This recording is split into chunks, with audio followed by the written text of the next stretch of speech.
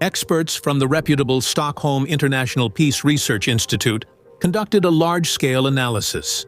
After studying hundreds of factors, they concluded that the risk of nuclear conflict in 2022 has risen to its highest level since the Cold War. Nuclear powers are either deploying new weapon systems or have announced such plans. In China, according to satellite images, construction of 300 new missile silos is underway. What are the world's powerful leaders doing to help humanity survive a potential apocalypse? Where is the Doomsday Vault located? What are scientists hiding within its walls? And what stash did Russia send there for the descendants who are destined to survive? Today, we will explain why scientists are seriously preparing for global-scale troubles, and what solution they have found so that, in the event of a catastrophe, our chances of survival as a species are not zero. Be sure to watch this video until the end. There, we will tell you who financed the construction of the Doomsday Vault, and why Rockefeller and Bill Gates so actively lobbied for the building of this mysterious facility. So, another group of researchers consisting of 12,000 international experts, world leaders, and environmentalists assessed the main global threats for the coming decade. Their goal was to determine which factors could lead to fatal consequences for humanity. And the forecasts are not the most favorable. The main threat is climate-related.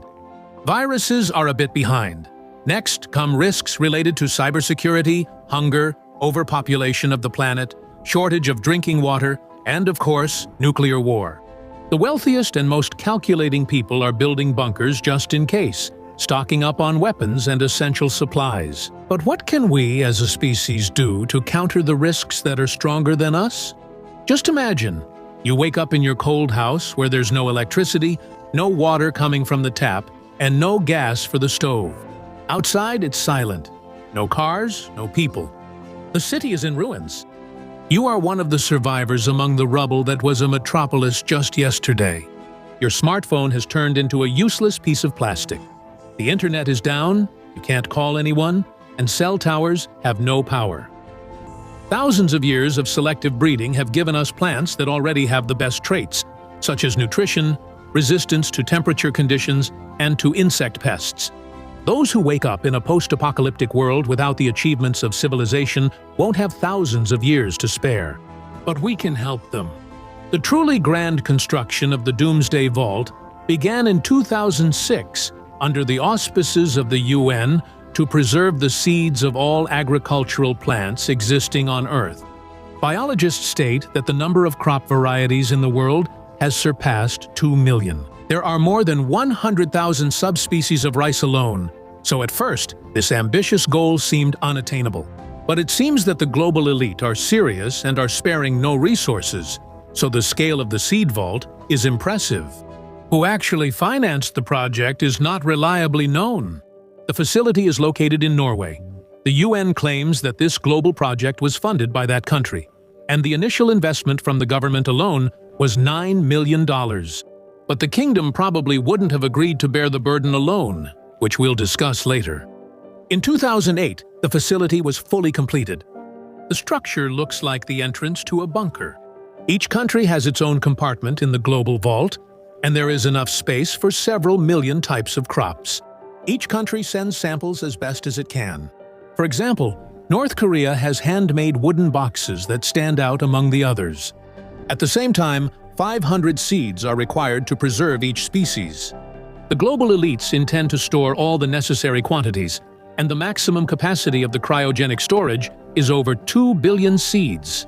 Scientists spent a long time deciding where to put the bunker, and, after calculating optimal conditions, built it 120 meters deep in Longyearbyen. When selecting the location, they also considered the Svalbard archipelago's low tectonic activity. Almost nothing happens here. Permafrost and rocks. It's impossible to find better conditions. In the cold and dry air, there are very few microbes, fungal spores, and dust, and the remains of animals and abandoned structures left by people remain unchanged for decades. The creators equipped the entrances with blast-resistant doors and airlock chambers. The reinforced concrete walls, 1 meter thick, can withstand a nuclear warhead strike or a major earthquake. To get deeper into the vault, you have to go through 5 doors with combination locks. The security here is such that many political leaders can only dream of having a bunker like this. Powerful refrigeration units run on local coal, which eliminates any issues with fuel supply for their operation. Permafrost also helps in this matter. So even if all the equipment completely fails, it would take several weeks before the temperature inside the storage rises, even by a couple of degrees. Scientists have calculated that the air inside will not warm up to zero for at least 200 years. And the climate features of northern Norway also help reduce the costs of maintaining the necessary temperature inside the facility. But who actually invested millions of dollars in this project? And what is it really? Is it insurance against a global catastrophe, or a tool for total control over the world's food chains? Be patient, and you'll learn everything. The seeds of the vault are located high above sea level, deep within the rock. The likelihood that it could be flooded by seawater, or that the permafrost will melt in the next tens of thousands of years, is almost zero. The seeds are stored in sealed envelopes, which are packed in special 4-layer bags. Those, in turn, are placed in sealed containers, which are kept on shelves. A constant temperature of -18 degrees Celsius slows down metabolic activity and prevents the seeds from germinating or aging quickly. If you think that boring scientists have focused only on cereals, you're mistaken. For example, the Irish government has provided barley seeds for storage, which are necessary for brewing traditional Irish beer. So, if you want to relax and have a beer, after all humans are gone and only ruins and ashes remain, theoretically, there shouldn't be any problem with that. But first and foremost, of course, the seeds that are stored are those of plants used for food. The very first 7,000 samples from 36 African countries were sent to Svalbard from the International Institute of Tropical Agriculture based in Nigeria. In 2018, the number of samples already collected in the seed bank exceeded 1 million. Russia is depositing collections of food crops such as wheat, barley, oats, and legumes for storage. Russian scientists see this reserve as the country's most valuable asset in case of global catastrophes. Although the bunker is designed to help humanity in the event of the end of the world, that is not its only purpose. For example, if as a result of wars or natural disasters, countries lose their seeds, they can be replenished from the collection stored in the vault. The doors of the secured facility are opened only a few times a year to keep the seeds' exposure to the outside world as limited as possible. The party that submitted the samples for storage retains ownership of them. Norwegian authorities and bunker management cannot grant access to storage vaults without permission from the party that submitted the samples. At least once, there has already been a need to retrieve seeds from Svalbard. Don't worry, you haven't missed the apocalypse. It was just that Syria asked for help at that time. Local researchers needed wheat and oat seeds that would be resistant to high temperatures. Syrian scientists asked to have 130 boxes of seeds returned to them, and their request was granted. The shelf life of seeds depends on the specific type of plant.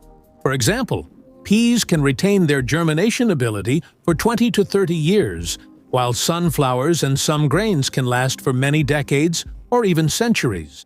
To prevent the loss of germination, some seeds are taken from the collection and planted in soil. They will sprout and produce new seeds, which will replace the old ones. This is how infinite storage is achieved. But still, what kind of future is this preservation for? First of all, we need to look at who the sponsors of the Doomsday Seed Vault are. Sources mention the involvement of Bill and Melinda Gates' money. Among the investors is the U.S. agribusiness giant DuPont, a monopolist in the creation of genetically modified seeds. The Rockefeller Foundation, which we cover in another episode, is here too. Before this, the foundation invested more than $100 million in genetic engineering with the goal of creating so-called pure species of plants and animals.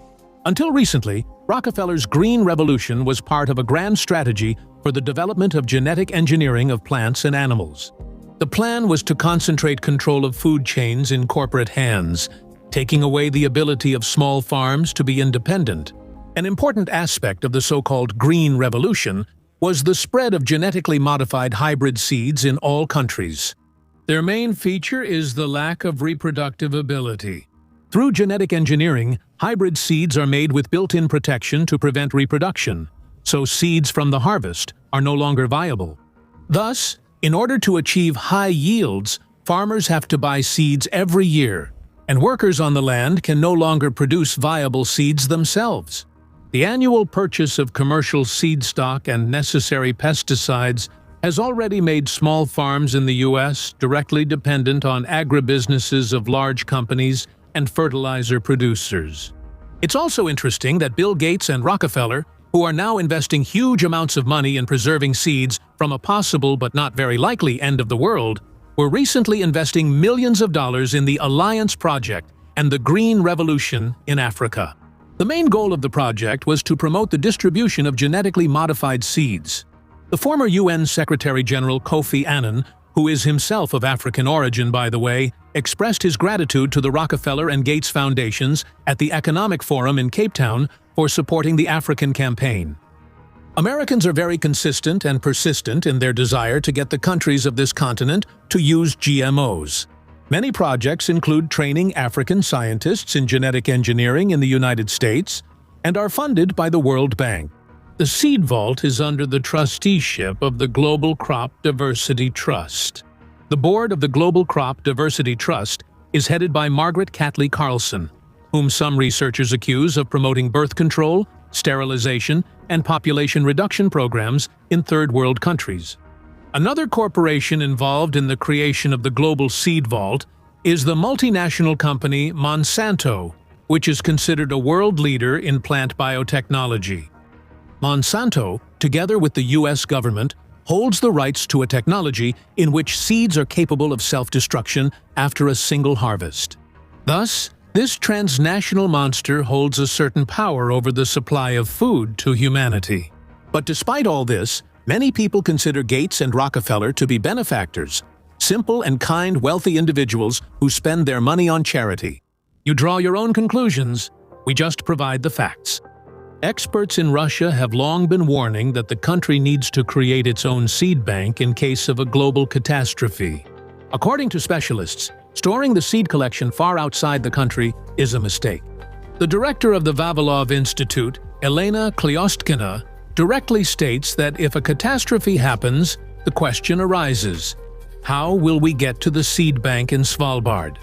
She also added that, according to her information, Russia's contacts with the Norwegian depository, if not severed, have remained minimal since 2018. The idea is popular among scientists, and the Russian Academy of Sciences is proposing to create a domestic seed storage facility in Yakutia as an alternative to the one located in the Norwegian rock. The president of the Russian Academy of Sciences was skeptical about the capabilities of the bunker on Svalbard and noted that the existing global cryo-storage facility is beginning to deteriorate due to the thawing of permafrost. According to him, in such a situation, it would be wise to consider another place for seed storage, and it could be organized in the Russian Arctic. A few years ago, scientists from Yakutia already created a small storage facility with 10,000 plant specimens. It is located at a depth of 12 meters, and inside, a temperature of -10 degrees is maintained all year round. Of course, this isn't on the scale of the Norwegian mega-storage, but creating something similar in Russia would be right. What do you think? Germany, by the way, is thinking about it. The Minister of Construction of Bavaria has proposed giving citizens government subsidies for building underground garage bunkers. By the way, when we were preparing this video, we found information about several amazing special bunkers that, for some reason, no one talks about. If you're interested in us making a video about this, let us know in the comments. Well, that's all we have for today. Thanks for watching, liking the video, and see you in the next Nakramoli episodes.